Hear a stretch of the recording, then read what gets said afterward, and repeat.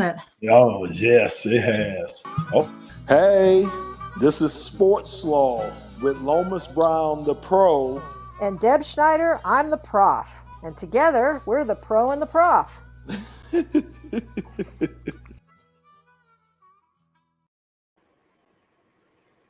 Oh, yeah. Oh, boy. I like it. That's some old school hockey right there, Deb. On SportsSlaw. That's the way to start off a show with some old school hockey. I like that. I kind of miss that too, Deb. I kind of miss it. Yeah. It's when we could be there and we could watch it. That was always all good. So we've got a lot of interesting things happening today, and tomorrow's the start of the NHL season. Yes, 2021 season. I know it's exciting, especially the times that are going on, and what they are going through just to get hockey, just to get any sports, that's getting started or trying to stay started with this COVID that's going on. So you're right. It's a very exciting time for those guys. Lace up those, what they call those blades that they skate on. Yeah. So everything's going good with you today? Yeah, everything is good. Just trying to stay low, just trying to do my part to help try to curb this COVID, wearing my mask, washing my hands, just doing all the things that we need to do so we could try to get through this dark time that we're going through. What about you? Everything's good. Getting ready for a wedding this weekend. Mm-hmm. Son's getting married, so we're staying low, quarantining, trying to be safe. So today, instead of spending a lot of time, we've got some good guests. We have Darren McCarty, the Enforcer, Red Wings, 4 Stanley Cups. We have with us Matt Cooke. Matt has there's Matt. We got another Stanley Cup coming on, so we're going to call this 5 Stanley Cups and a Super Bowl. And we've got Jordy Murray also. Played 6 in Switzerland, University of Wisconsin. Matt and Jordy have been guests before. They've helped us with they own World Training, which is a hockey training center in Minnesota. And of course, we have Sean Baligian, who is our WJR radio guy, who can ask all the great questions. Love that, Sean. Love that. Man, just a great group of guys, man. Some tough guys. These are some tough guys right here, Deb. You get to the hockey. Look, I've always said to you guys, if my teeth ever got knocked out during the football game, I couldn't finish that game. They would have to take me in the locker room and reinsert whatever they could. You guys get teeth knocked out and you just keep skating like it's nothing, man. There's some tough guys right there. Absolutely. First of all, this is Darren McCarty. Let me interject and say not only is it always a pleasure to be on with the pro and the prof, but Lomas is talking, Sean, and Sean and I, or Sean's actually the story. Sean's, so I could go like this or wherever he is a co-host on the WJR show on Friday nights from 7 to 8 o'clock. And I always say that I love Sean Baligian because he saw me play junior. He knows how great I was. Lomas, you're talking like we hadn't seen you play. And we hadn't seen that it didn't matter that you would stay out there for everything and they'd have to drag you off. I always looked at you as a bigger brother and everything as you Lions guys because you were back down there and we're talking about the 90s and stuff. So you're selling yourself short. You're too smart to get your teeth knocked out. That's all it is. Right? We can argue who's tougher, but you're smarter. That's for sure. Yeah, I like that. Hey, look, I tried one time. I don't know, Darren, if you were there that one day that I came down to the Joe Louis Arena and you guys tempted me to try to get up on some skates. And it was like, oh, no. And just the speed of the game. That's what shocked me so much about the hockey game. It's the speed of the game while you guys are making creating collisions and doing some of the stuff. Just some athletes to be able to do what you guys could do on ice. That's impressive to me.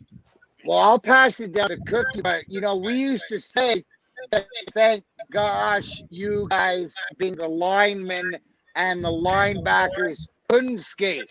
Now, Cookie can speak to more because they are skating now, and there's linebackers. He had to deal with more of it at the end of his career. So, now your guys are playing hockey. So I'm glad I'm retired. Yeah, I mean, they're all bigger, faster, stronger, and it's crazy. I mean, you look at Zdeno Chara. He's like 6'8", 275. His body's built like a Viking. He rides whole legs of a Tour de France, but yet I'm 5'10" and 195 pounds, and I'm supposed to knock him down. I just chop at his ankles really hard. Listen, Cookie just figured that out because he's retired now. He never figured that out. He wasn't supposed to knock him down. He just keep going. That's a strategy that we'll keep going to do it. But to speak on that, that's more the norm than it is now in our game anyways. And I think in all the sports, they've evolved that way. And right, Sean? No, it's interesting that they bring this up because they're both being very modest right now, Lomas. I mean, here are two guys. I saw Mac play when he was in Belleville, and Matt, I don't know if you know this, I was part of the Whaler broadcast when you were with Windsor. These guys are guys that lit it up when they were playing in a league called the Ontario Hockey League, right? And, for them to get to the next level, you have to change who and what you are. And a lot of times people look at a guy like Darren, look at a guy like Matt and say, well, they're the type of guy that, you need a guy like that in the room. Well, they were studs in their own right. You know what I mean? And, to get to that next level, you have to find another level and everything. And I'm sure Jordy can tell you that as well. There have been tons of guys that have left the college game and moved on. And, maybe they lit it up in Madison, or maybe they lit it up in East Lansing, wherever the case may be. But when you get to that next level, everybody's better. And so you better find something else, because the goals that maybe came so easy, the points that came so easy, they're not going to come easy at the next level. So you have to make your game certainly greater from that point on. Yeah, for sure. I mean, in Belleville, I watched Darren score 50 goals, in his overage year. It was, I think he scored 50 goals and had 35 fights.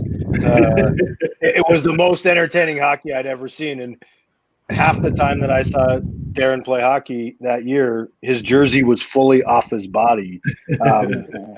But just to your point, it just shows that, like, as you climb the ladder, things weed out. And so there's not always the opportunity. Like for me, right out of junior, I made the NHL with the Vancouver Canucks. Mike Keenan was my coach.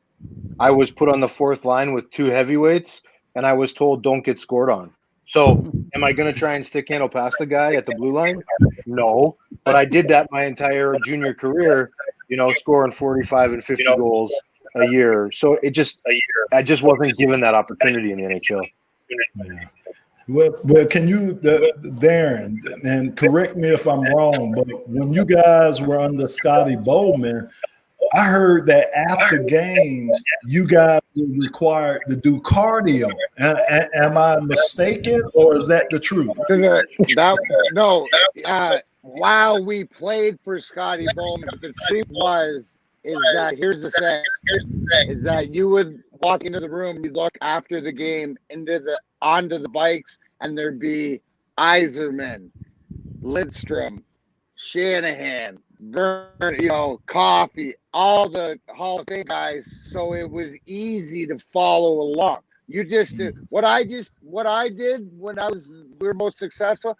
I followed Chris Draper and Steve Yzerman around the weight room. I didn't know what I was doing. I just did what they said. When Igor Larionov said jump, I didn't say how high. I just jumped to wherever he said jump.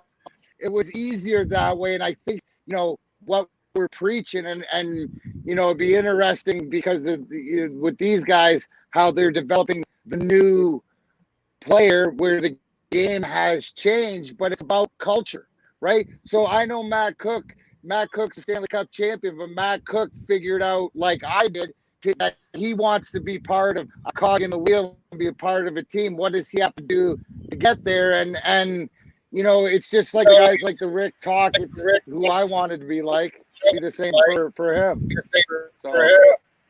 So.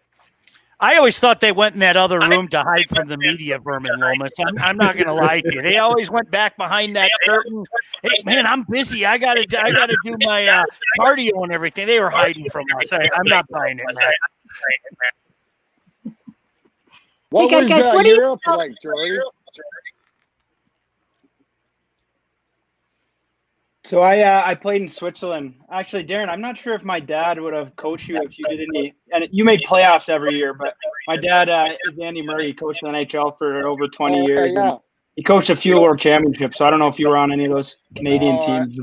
I was. A lot of respect for your dad. Though. Yeah, you guys made playoffs every year. So yeah, I made the playoffs every year I played NHL. I'm just saying. that's pretty good. Just facts, Lomas. She taught me that. Just tell me facts. I brought the facts. The facts don't lie. Jordy, what was that like in Switzerland? I'll follow up. You know, one of my good buddies had a chance to play in the German Elite League. What was the experience like for you in Switzerland? I loved it. I was there for 6 years, right after college. And actually my dad, he coached over in Switzerland when I was younger. So I wasn't considered an import, which is a huge advantage in those European leagues. You only get a certain number of North American players or other European country players. So I kind of knew at a young age that if I didn't make it over here, I would go play in Switzerland. And I played with some great players. It's a really good league, the Swiss league. Not as physical, so I don't have the chops that these two guys have, but it was a lot of skating, Olympic-sized ice sheet, so it's a little bit bigger. But I also played with some great imports. Actually, it's funny that Darren's on this. My first year, I played with Janne Niinema, which the clip you guys should have showed at the start of this was the goal Darren scored in the playoffs against him.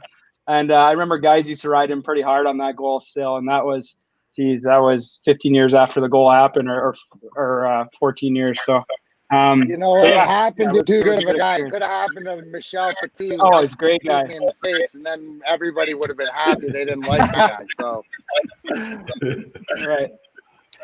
You know, the funny thing about it too for Lomas and Deb, you know, I had a chance to work. There's a group out here in the Detroit area called the US NTDP, and basically they take all the best 16 and 17-year-old hockey players and basically they train them. You know, I mean, this is a really thing. And so what you've seen is you've seen the United States in a lot of these international tournaments do very well, especially with the juniors. And Jordy, correct me if I'm wrong, that's really blowing up over Switzerland and Germany. They kind of have their own variation of that now, and they're really starting to produce some pretty good players over there, right? Yeah, they do. Those small countries, Finland and Sweden and Switzerland's doing really good now is with their player development. And they have their elite teams and then juniors right under them, and then really good coaches throughout their youth rank in almost every major city. And they do a lot of small area game stuff, which is big in the U.S. now, and really do a good job developing their younger players. You know, it's interesting. So many challenges, you guys, you know, as you head into this season. The season begins tomorrow. And Mac, I'll start with you. Even try to put into words what this whole thing would be like. I mean, especially from a Red Wing perspective, the guys have been off the ice forever. I mean, literally, it's almost 11 months they've been off the ice. You know, had a practice here or there, but in terms of having meaningful games, you haven't seen it. What kind of transition is that for you guys to jump back on the horse? You know, I think we talked about this before. I think it all depends where you're at in your career and where you're at. I think here in Detroit, you're lucky because you're hungry. You got something to prove. It's a young team you're building. It's a start. You're an older team. You're a veteran team. You're the guys. I would have a hard time firing it back up unless I stayed involved in it. Because think about the teams that didn't go to the bubble and play in the playoffs and have been away. And we haven't seen them teams play since March or so. So you got to be hungry. I know it's the NHL, but again, if I had 4 cups or 3 cups and stuff, I might have been looking to do something else. Again, the health concern is a real thing. You have to know what's going to go on with that. I think you see that the testing, because they're not in a bubble, so you just hope everybody stays safe. Hopefully the vaccine helps, and and hopefully the Wings got to do better start than they did last year. That's bottom line. I got a question for you, Kurt.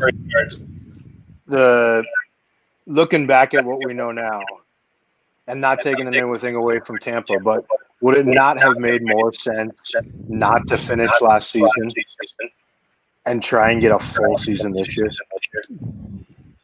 You know what? And it probably, it's probably 6 of one and a half dozen of the other. You're gonna sit here and argue if you're not. It's a good point, Cookie. But was sort of like you're at a fork in the road, which way you're gonna go, and you're gonna die with which way you're gonna go. Right? Them in the early part, because they did it so well.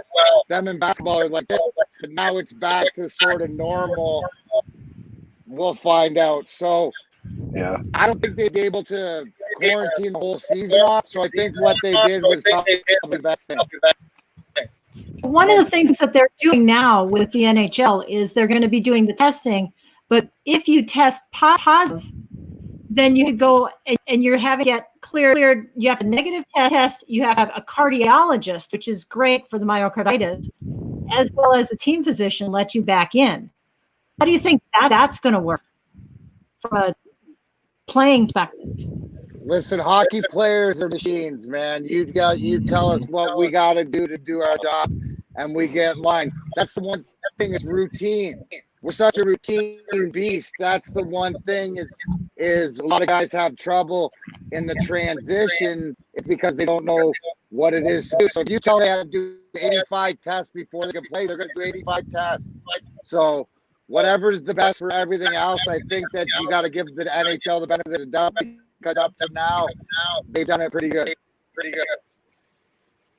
It's amazing, Deb. I go back to last summer, and one of the things, I'll totally piggyback on what Mac just said.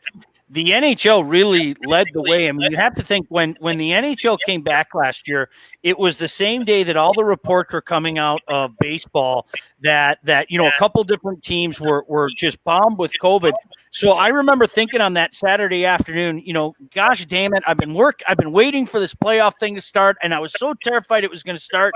But you know what? They went in that bubble and everything worked out well. And it's interesting to hear Matt's perspective. And obviously I'm not going to say that Matt or Mac or any player's wrong, because those are the guys that are going through it.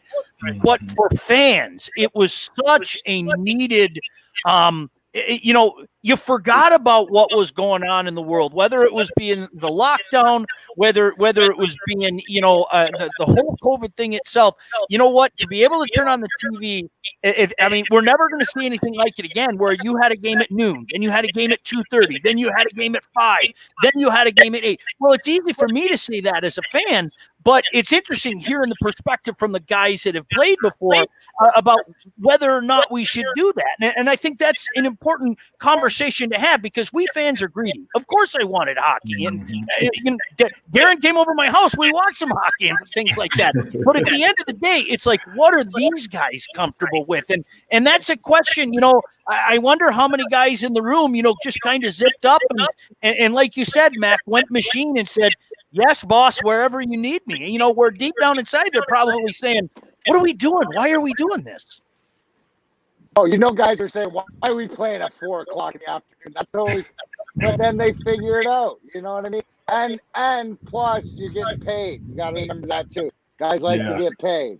Yes. When you're talking the dollar bills, hey, whether guys suck it up or they don't. If you want to get the real, you look at what came out with Vander Kane out of bankruptcy in order to avoid creditors. So he might have to, that's real life stuff. And, unfortunately, I have some experience with. So, you just feel for guys, when you hear things like that. That's the real stuff.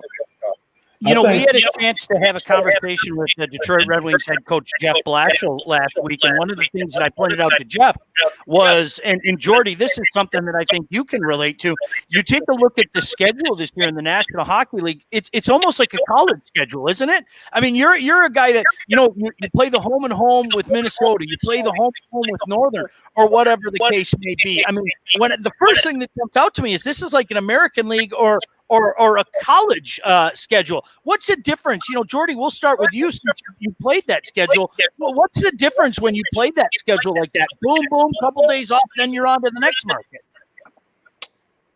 I actually haven't seen the NHL schedule, but if you've seen the AHL, or at least what they proposed, they're playing the same, like 4 teams throughout the whole season, all however many games, 30 games they decide, which is similar in college. We'd be playing these teams, 8 different teams throughout the whole year. And you just build these rivalries up by just playing the same guys time after time, and those games become pretty intense. And I don't know what the AHL is going to do for playoffs and how serious all the guys are going to take that season. But I bet the NHL, if they're playing the same guys every other night, it's going to be some heated battles for sure.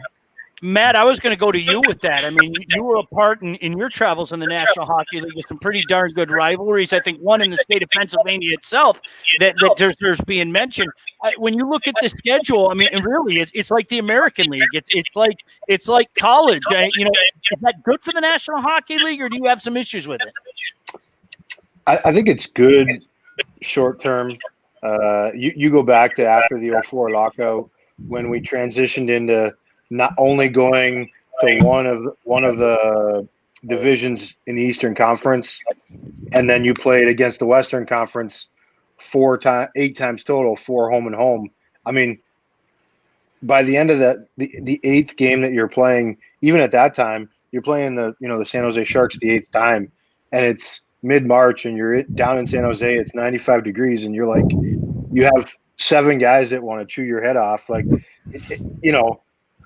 And it's all because they don't forget from the last 7 games. Whereas now you play home and home with, like up until this year, you played home and home with everybody. So you only played them 4 times or 6 times in your division, which 2 games less doesn't seem like that much, but a lot can happen in 2 games, you know? So I think that all those rivalries in the new divisions are going to be, it's going to make the games more intense for sure.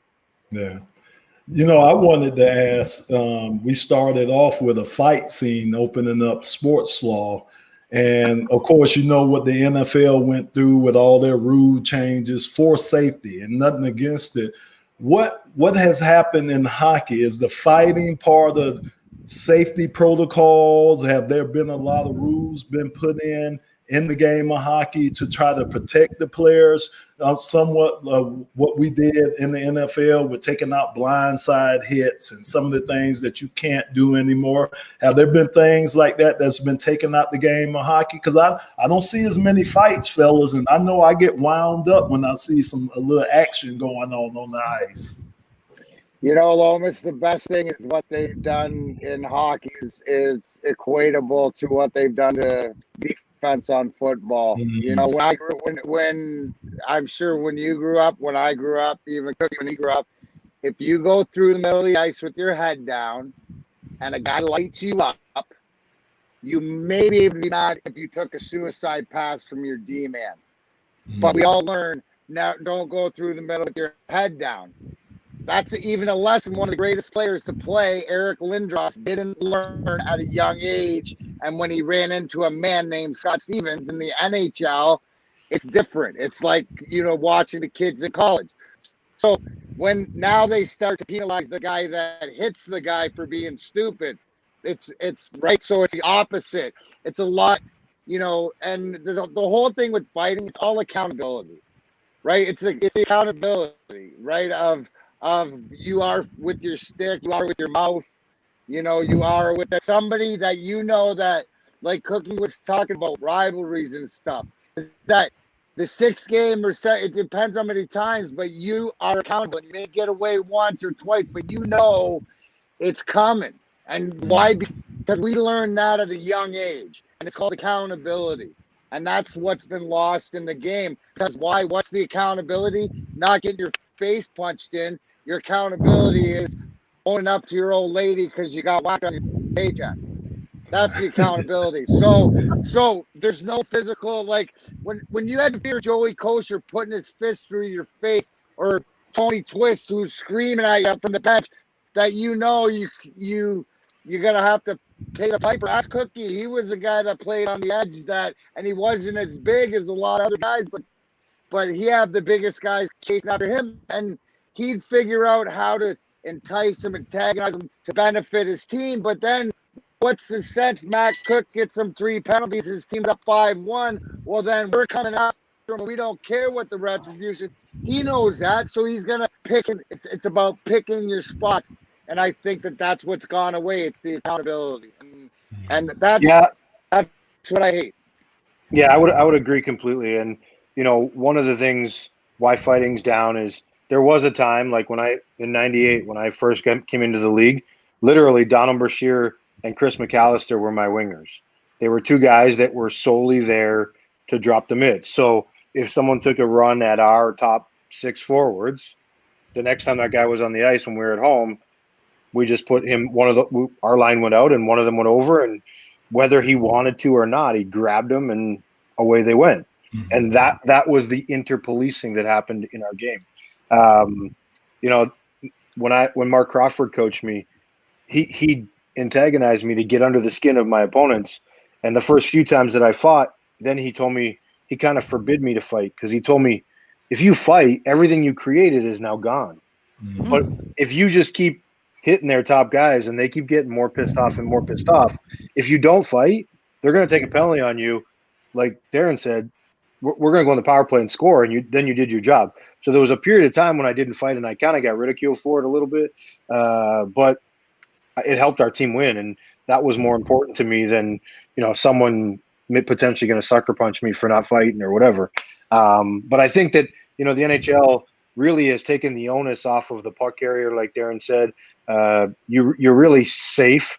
And one of the worst things, in my opinion, at youth hockey that we ever did was put a stop sign on kids' backs, because if they think that as soon as they turn, they're safe. The problem is the game is so fast, there's no time to react a lot of times when that kid turns.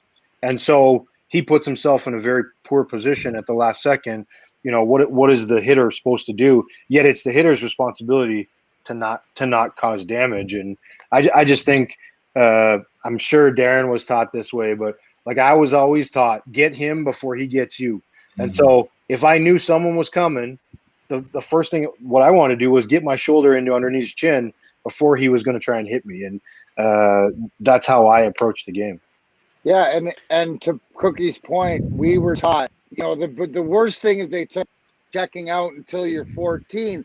That's when puberty hits. You have a kid that's 6'4", 220, and then you have a kid that's 5 foot, 90 pounds that hasn't hit puberty. It's so silly, because to Cookie's point, where you teach that, what the confidence, but it's not learning how to hit more or less how to take a hit properly. I'm sure in football it's the same way. It's the same thing, that if you especially you, Lomas, we're in the trenches all the time. So how do you, when you're banging up with guys, how do you not get knee chopped and stuff like that, so not to put yourself in that position? It's the same thing as in the States. It's like Michigan hockey. You're out of your freaking mind to not teach kids. Like, that's the most ridiculous thing. And it's ridiculous, because if you taught them, you teach them how to receive a hit, you teach them that even though, like, the game is fast, like he said, the one thing that both him and I had was hockey sense. So it didn't matter. You can't teach that. But the one thing is that you can teach proper technique and proper at a young age, which will carry you throughout your career. I think that we should have went the other way. I understand concussions at Pee Wee's was high, and you had a group of moms that were really frustrated and scared, actually, of the result of the concussion, and so they moved it to Bantams, like Darren said. And so now they take it when kids are skating the fastest, and there's the biggest discrepancy in height and weight and size. In my opinion, you should knock it down to squirts where they're rubber bands. They don't have a lot of velocity, and they can learn how to not necessarily body checking, but they can learn body contact. They can learn to separate hands from the puck as opposed to trying to get a huge hit all the time. And it's actually positioning and puck possession, and that's what the game is now. And I think the game now differently, obviously, than when I played. But I think that at a young age, when they're super young, you could teach them that without it being super, super harmful, because they're rubber bands and there's not a lot of velocity in which the actual checking and contact is made. We got a great question. And this is for all of you, because you can all experience this, whether it be the National Hockey League level at a crazy place like Madison. But we had a question. How is the game and how are the players impacted by the lack of fans in the arena? I mean, there's an electricity in some barns. I mean, there's no doubt about it. Some places you go to, it's quieter than a church. Let's start with you, Mr. Murray. You know, how is that? What is that situation like? I mean, you're used to playing in front of a madhouse in Madison or over at Minnesota, whatever the case may be. What would that experience be like? Is that something you would really factor into the games? I think it'd be really weird. I think, just watching it on TV, the playoffs this past summer was just weird and kind of eerie, seeing the stadiums empty. I think the NHL did a pretty good job covering the seats and playing crowd noise. We trained a few NHLers, and when they came back from the bubble, they said the only time they really noticed the no fans was, in between whistles or TV timeouts or when they're on the bench. But when they're in play, they have the crowd background noise, and they're so focused on the game that in the game it didn't really affect them, and then they kind of got used to it by the end of playoffs when they were on the bench. But I think it would be really weird. Definitely the crowd, you feed off that energy, so it would take some adjusting for sure. Matt, a loud barn in Montreal, a loud barn in Philadelphia, wherever the case may be. I mean, I can't imagine what it would be like going into a place like that, and you're used to it being loud, and you're kind of looking around going, where's the crazy guy with the horn and everything? What kind of impact does that make on you? Well, the loudest barn I ever was in was old Joe Louis. I sat on the bench and shook while the fans went nuts. And I was with Vancouver at the time, and weird scenario, but they killed off a 5-on-3 and scored. And when they were even strength, and the building went absolutely ridiculous. But I don't think in the playoffs it makes a big difference. I mean, the focus and the heightened intensity and everything else in the playoffs is completely different. I think in the regular season, they're going to notice it more, because there's the dog days of, I guess it's going to be the dog days of May or the dog days of April. But usually you have, like, and Darren could attest to this, but you get to like mid-December and you think, oh my God, this is the longest season ever. And the crazy part about that is 3 months later, or the second week of January, you're like, oh my God, there's only a month, 2.5 months left. Like, and it flies by. But it's like that 2 or 3 weeks in the middle of the season that it feels like it's forever. And that's when you need the help of fans. That's when you need people to rally you up and have a big hit or score a goal or a fight or a huge save. That the crowd's energy is what pumps you up and can bring you back from being at a deficit. Mac, you guys use that to your advantage. I mean, you heard Cookie say it. I mean, it's part of really the Stanley Cups that you were a part of. What was that incredible building? What would it be like for you? Look, I think Cookie nailed it. Playoffs, it doesn't matter. And I think Jordy said from the guys that came back from the bubble, because you got your eye on the prize, right?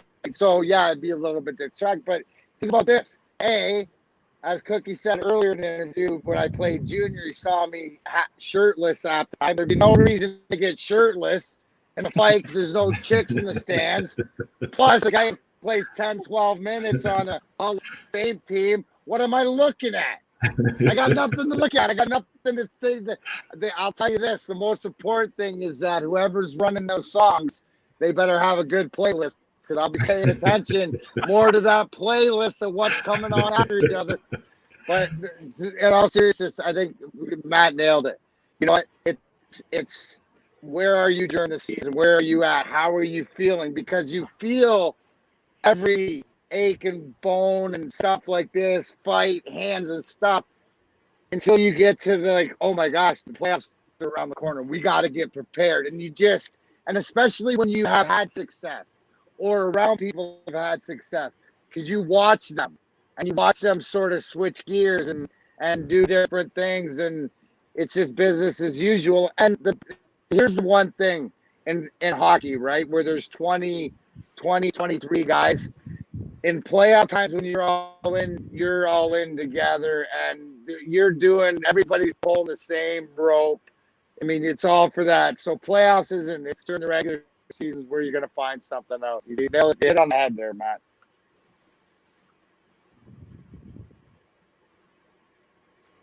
I think Deb maybe Deb, muted Deb. You're a little muted there, Deb.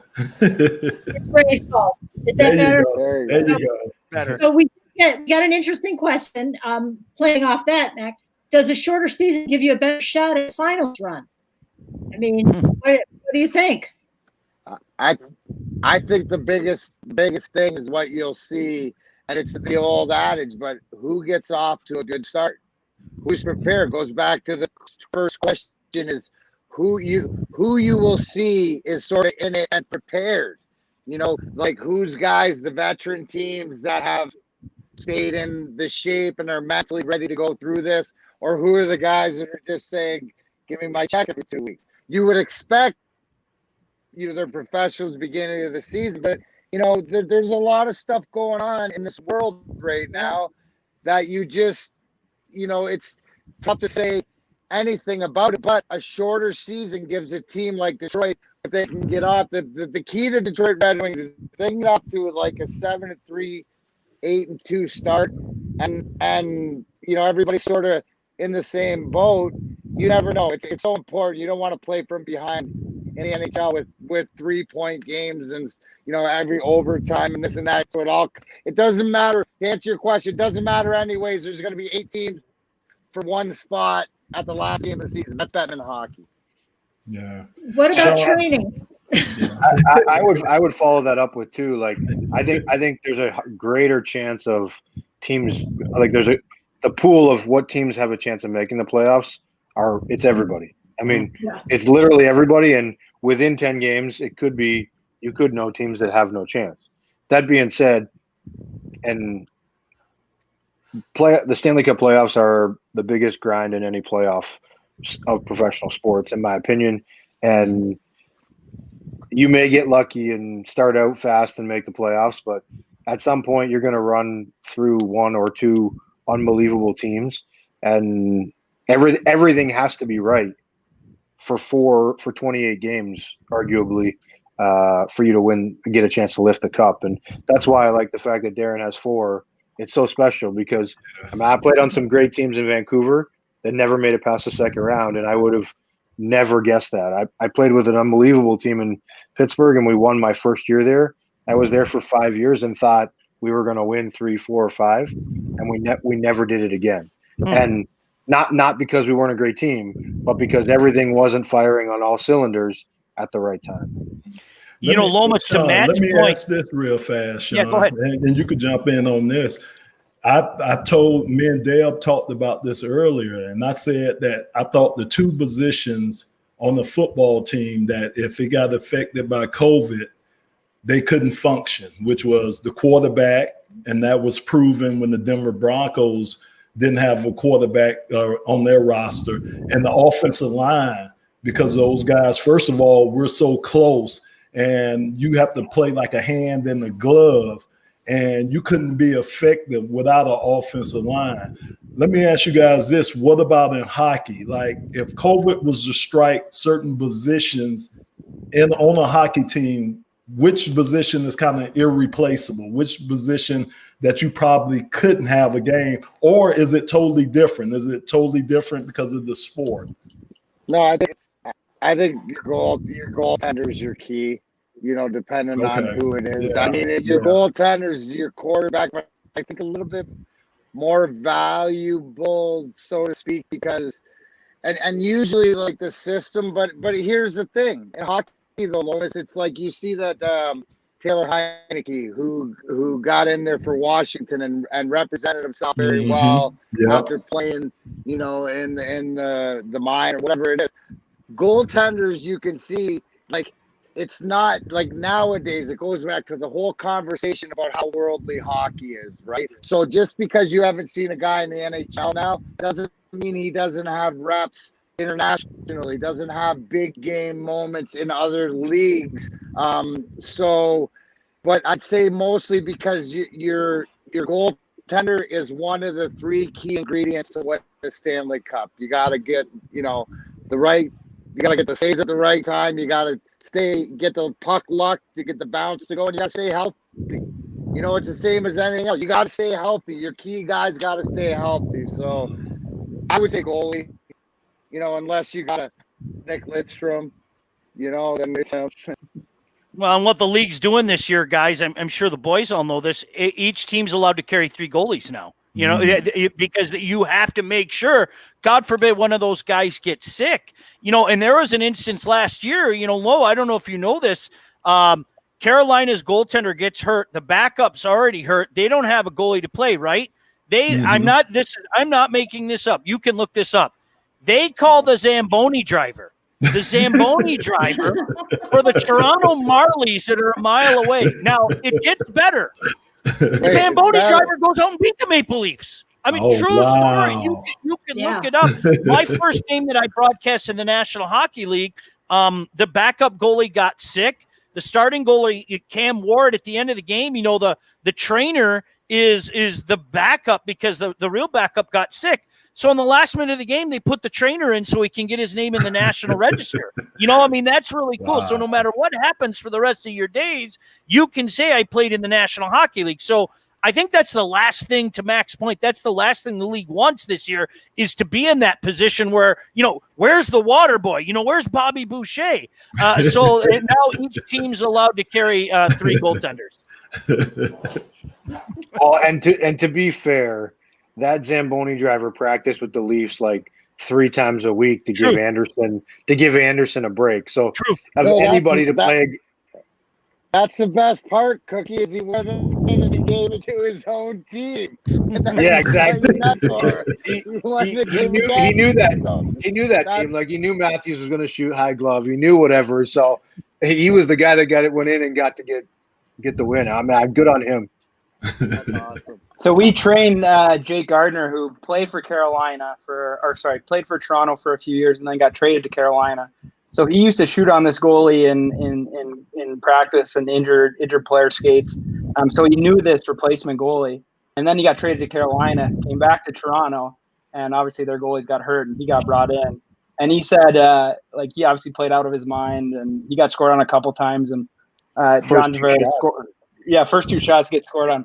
And he came in between intermission and he was apologizing to the Hurricanes, being like, sorry, guys, I knew Tavares was going to shoot high glove. Like, I got to save that. And he's like, one of the best players in the NHL. He just scored on a one-timer. And this guy's a men's league player who thinks he should have saved it. And Jake said, like, the team just loved him after that. And they played so hard in front of him. And I don't know if you guys saw the celebration afterwards, or they're just pouring beers on him. And what a story. It was really good. Jordy, that is a phenomenal point, right? Where the guys played so hard, where that goes into where in the dog days of the season, something like that can really bring the team together. And if you watch the highlights of the game, guys are diving in front of everything. I mean, that was like the 7th game of any intensity there. And that's the thing that you love, because that's what hockey, we all know that hockey can bring to us, that camaraderie and for that one goal. So that was awesome to see. Oh, I've seen this goal a few times. Look at this replay. Loving it. Here's the best part, guys. So I do the celebration. I come out right there. I don't know if they showed the rest of 5. Is who do I see? Now you got to remember, I grew up in Leamington. Leamington is 10 minutes, give or take, for the border. 40 minutes the house I grew up on. So there, I'm looking at Steve Yzerman, and he looks at me, and I've been watching him since I was 10 years old and stuff. And he looks at me and he goes, "What the F was that? And I looked at him and I said, I got nothing to say. I go, and this is, you'll appreciate this, Cookie. He goes, well, thank God you don't got to do it again. right there in the moment, in the pile. That's what it is. And I'm like, who cares? So, so when you're like, I blacked out. I don't know. I did, dude. It's like, who cares? That's what I said. I said, who cares? You know, what was that? Who cares? Thank God you don't have to do it again. So, I mean, you want to talk about loud. Not only there, but I was on the ice for the end of the game, and Philly scored with like 11 seconds left. But when that buzzer went, dude, and it was incredible. Hey, you only got, I tell everybody, I beat one guy one-on-one. You only got to do it once. It's all timing. Make sure you do it the right time. I just did it for the clincher. And once they put your name in the Hockey Hall of Fame as a Stanley Cup clinching goal, no matter what stupid stuff you do, they can't take it away. So you just have to do it once, right? That's it. That's it. Yeah. I know you were talking about, and Sean, Sean, you can attest to this. We were talking about the crowd and what they mean to the games and getting a fast start. And I really think that kind of hampered the Lions this year. I really do. They only won one game at home. And it was so eerie, us calling the game. And like you say, Jordy, when you take off the headphones, and it's just so eerily quiet there. And I just know back in 91 when we beat Dallas at the Silverdome, that was the loudest that was the loudest, and I played 18 years. That was the loudest arena that I had ever been in for a football game. I mean, you could stand next to the guy and he couldn't hear what you were saying. So I know how motivating the crowd is, and it's just hard. It just had you just have to me, have to bring something extra to the table to even get yourself prepared to play a game. And I think that kind of goes across, I wouldn't say every sport, because baseball is relatively quiet when they're out there playing, but I definitely know football and hockey, man, you get so much juice from the people that are there. And man, I just can't wait. Like you said, Sean, I just can't wait till the fans are able to get back to these games. And I think that goes back to Matt's point a couple minutes ago. You know, everything's so close in the league now, in the cap league, or cost certainty, as the owners call it. Everything's so close now. So when we were growing up, and you know, Jordy's younger than us, but when we were growing up, you look at playoffs 30 years ago. Okay, you have Edmonton playing Winnipeg in the first round of the playoffs. There's not a snowball's chance in hell they're winning that series. I mean, there isn't. They are not winning that series. Maybe they take a game, but they're not going to win that series. I mean, the difference between the haves and the have-nots back then were just incredible. You know, the 1 versus the 4 in the divisional. Now, it's not that crazy anymore. You know, Tampa won the Stanley Cup last year, okay? But the year before, they had this unbelievable season. I mean, they looked like a machine, and in the first round, they're done. One of the biggest upsets ever. But was it one of the biggest upsets ever? Because, you know, again, in a cap league, everything's condensed. Everything's condensed now. So, you know, for the players, I don't know what their take on that. Fans, I think we love it. I think we love that balance because, you know, more often than not, and when the Red Wings were very good, you know, the first couple of rounds of the playoffs, you just go, oh, okay, let me know when the conference finals are coming and when they play the Avs or whatever. Now, you better bring your A game in round 1 because somebody's going to knock you out. Yeah, parity with in the salary cap era of the NHL. Parity in the league has never been higher. And you know, you look, the only way truly to rebuild is to tank and for 3 or 4 years and get first round picks. You know, Pittsburgh led the way doing it. Chicago was next to do it. Edmonton's probably the next one that you're going to see. I mean, they're probably 12 years of first round picks, but but I mean, it's crazy. The parity and the maneuverability is very, very little. So does that explain Vegas? Because, man, didn't they come in as an expansion team, and they've been having a lot of success early, right? I mean, they haven't won the cup yet, but it seems like they've been in the playoffs or they've been in the runners. Does that explain the Vegas team? Yeah, No, but it's a little bit different. That one's loaded. I'll let you explain that, Cookie. That's sort of like an expansion team, but having all 4 and 5 stars to choose from. Right? Usually when the expansion teams happen, you got to take somebody's 1-star and 2-star and whatever. When this happened in Vegas, it so happened because of the salary cap era and it happened that more valuable guys, like good players, were able, and then they were able to mesh early. You know, the coach, the goalie, everything like that, it was able to come together. But I wouldn't use that as a, Sean, you've seen expansion go, you'd be able to explain it more. They have to find a happy medium, right? Because like Lomas, when San Jose came into the league, they were absolutely screwed. I mean, there's just no way to say it. So what the league said is, okay, we have to do better than this. And then you got the sweetheart package that Mac was talking about. And so now if you're the new general manager, there's a new team coming in next year in Seattle, and it's Ron Francis, Hall of Famer. He's sitting there going, give me that Vegas sweetheart package, because I mean, that's how you are far better off as a new franchise. To what Mac and Matt are saying, you are far better off as a new franchise than a team that's kind of at the end of the line, because now it's come full circle. All of a sudden, Chicago, with all the youth that they had, now that youth is getting older. And, you're seeing them go like this. So they're probably, on their way to starting that process over again, where, with Pittsburgh, they've been able to add some pieces, and Sidney Crosby is still one of the best players in the league.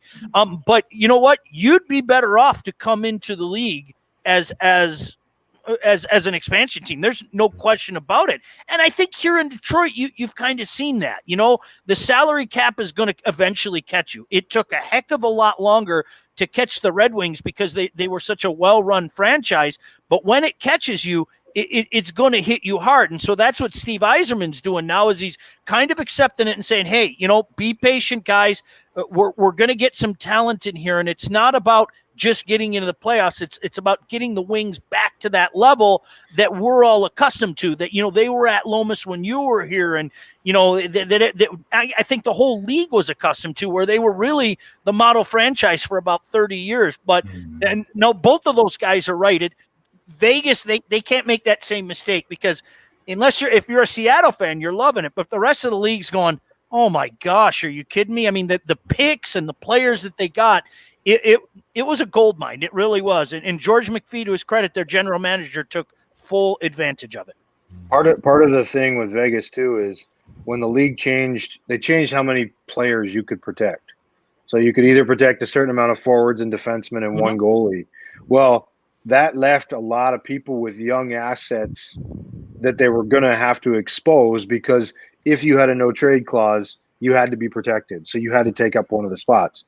So what ended up happening is, and I don't know that Seattle will find this fortune this time around, because I think teams have learned, but the Minnesota Wild traded a first-round draft pick, Alex Cooke, and Eric Haula, who was a third-line center, just because that's where he fell on the Minnesota Wild.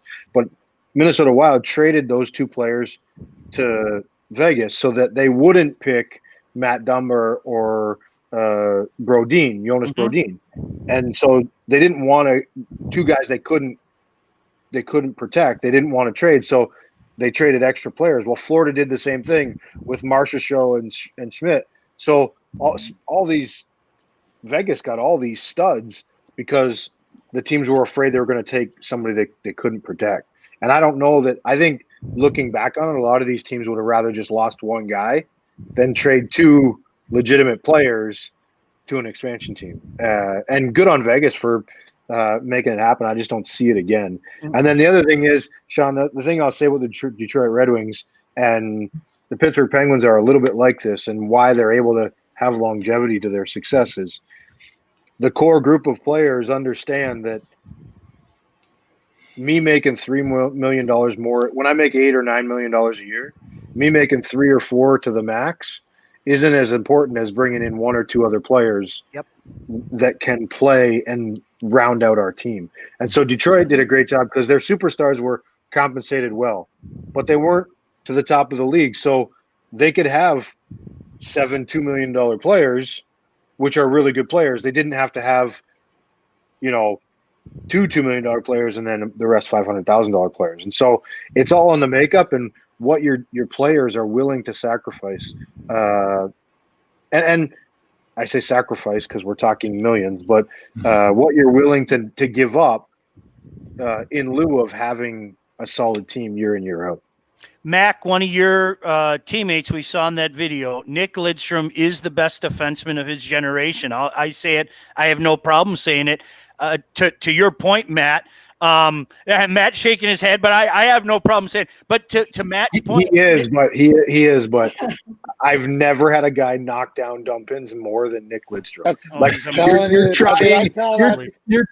You're trying to do the right thing. You're trying to chip the puck in. And the guy would bat it out of the midair, and I'd be like, "Mother Hubbard!" No, but you know what? Go ahead, I tell everybody, I go, "Oh, you wonder why we're so ornery? Could you imagine practice against Lidstrom every day? And he does that. You don't get to touch him. We don't get to touch the puck in practice.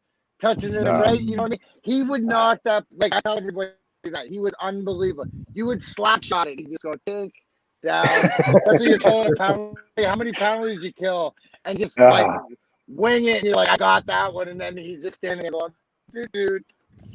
You know, it's interesting, but Lomas, to that point, you know, even at 40 years old, this guy is still a nominee for the Norris Trophy, which goes to the best defenseman in hockey. He could have gone someplace to make, I think the max at the time was like $9 million. He could have left. He could have taken a paycheck, but he stayed here. And it's that quote unquote hometown discount. And players don't owe anybody that. You know, I'm a firm believer in if you can go get your money, because who knows how long it's going to be there. But that's the type of guy that Nick Lidstrom was, that he said, I'm cool at 4.5. Let's just, 4.5, let's go. And you know, think about that. An extra $4.5 million to spend on a roster like that, you can get yourself, you know, at least one really darn good player, if not a couple of quality players. So that was a big factor. Good point, Matt. Yep. Okay, so we have another question, which is, what do you guys think about the decrease in the numbers in youth hockey?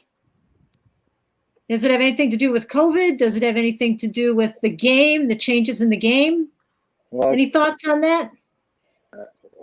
I think right now that with COVID and then the rinks opening, closing, not going, I think it's just relax and let's take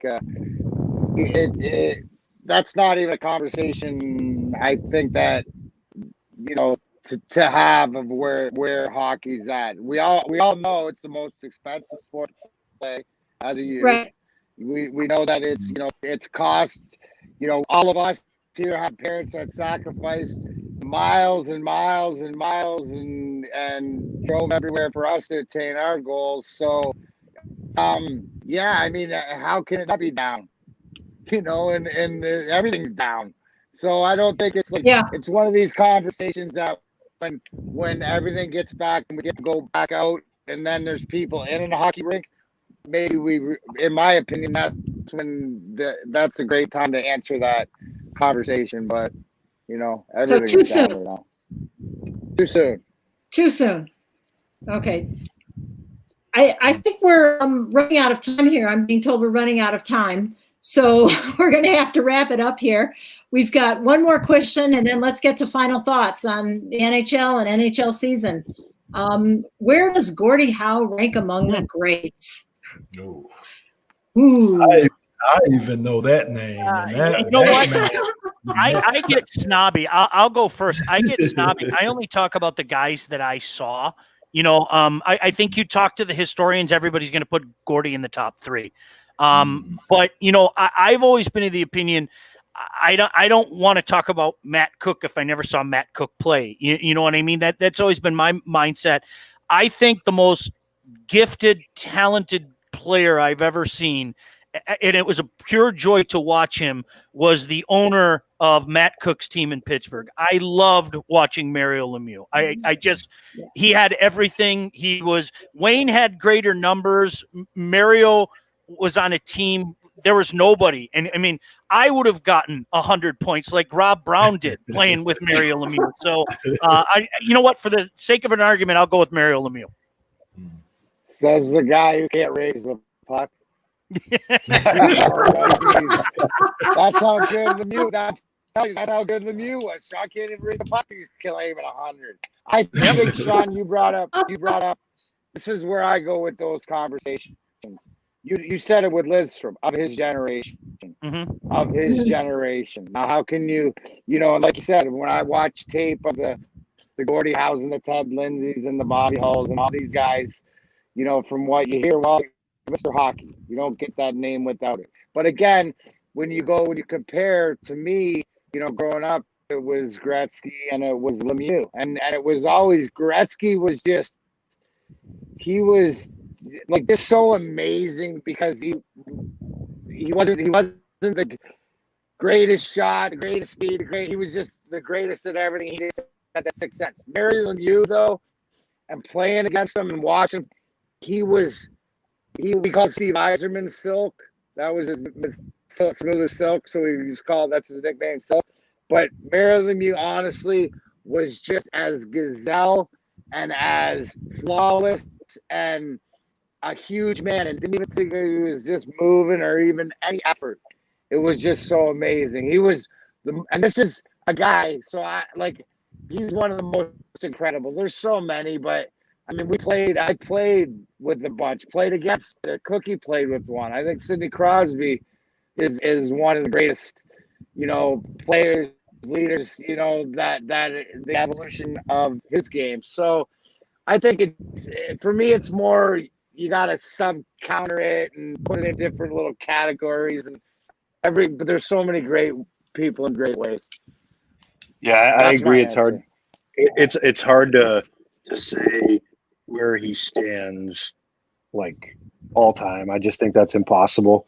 I will say I got a chance to do a bunch of charity stuff with Gordie over the years, and the longevity of how long he did what he did and how long he played. I just think, you know, he deserves to be in the conversation with all of the greats, and I guess I would put him as one of the greatest of all time. And does that mean that he's two? Does that mean that he's one, or does that mean that there's 7 ones? Again, because of in their era and in their time, I just don't know, because I know that from how well I knew Gordie and the things that we did together, I know that put him in a different era and he would still do the things he needed to do to be at the top of that level. So whether 3 eras later, he would still be the top of his era because of who he was as a human. All right, Jordy, who you got? So I love this question. I love the history of hockey. Actually, one of my biggest regrets, and it's super nerdy, but we were at a youth tournament when I was at Shattuck, and Gordie spoke at our tournament. He was like the keynote speaker, and at the end, everyone rushed up to shake his hand, and I didn't rush up quick enough, and our bus was leaving. And so I didn't get to shake Gordie Howe's hand and didn't get to meet him, and really sad. And then some of the guys who got to shake his hand came back to the bus and said he has the biggest hands they've ever seen. Like, it just swallowed their hand. But I agree with you guys. I mean, it's a different generation, different game. I also agree with Matt. Like, he was such a talent. I'm sure if he was playing now and he would adapt his game and he'd be a great player. It's just too tough. And I think what Sean said, like, I've never seen him play. Best player I've ever seen play is Sidney Crosby. So that's who I think is number one for me. Can I make a quick comment? So for me, right, one of my closest friends was Bob Probert, the enforcer. Love Bobby, man. He was one of my good friends. But I always heard stories about Ted Lindsay, man. This was the littlest man I've ever seen in my life. But I heard that dude was mean on the ice, man. I mean, I've only heard stories about him. You guys know the history of it, but I heard he was a mean, greatest, nicest guy I've ever met off the ice. But I heard he was something else on the ice, and just an itty-bitty little guy, too. Yeah, if you want a good laugh, read some of the stories about Ted Lindsay and Rocket Richard. He knew how to get under Rocket Richard's skin, and he'd say things to – and Ted once told me that Rocket didn't talk to him for 20 years after they were done playing. 20 years, because, here Mac and McCarty, Cooke and McCarty can sit here and be buddies and everything, and I'm sure they had their fair share of wars on the ice. No, Rocket Richard was like, I'm not talking to you. I don't like you. That happy French accent and everything. So great stuff there, man. And that's a testament to what a bugger Ted Lindsay was, rest his soul. Yes, great man. Yep. Well, this has been great fun, guys. But I'm being told that we got to wrap it up. I'm getting all these messages that we got to wrap it up. So thank you so much for coming on. Great hockey conversation. Thanks, Sean. Thanks, Lomas, Darren, Jordy, Matt. We really appreciate it. Check us out on SportsSlaw, and I hope everybody enjoyed hockey day before the season. Good luck to the NHL. Absolutely. Thank you. Thanks.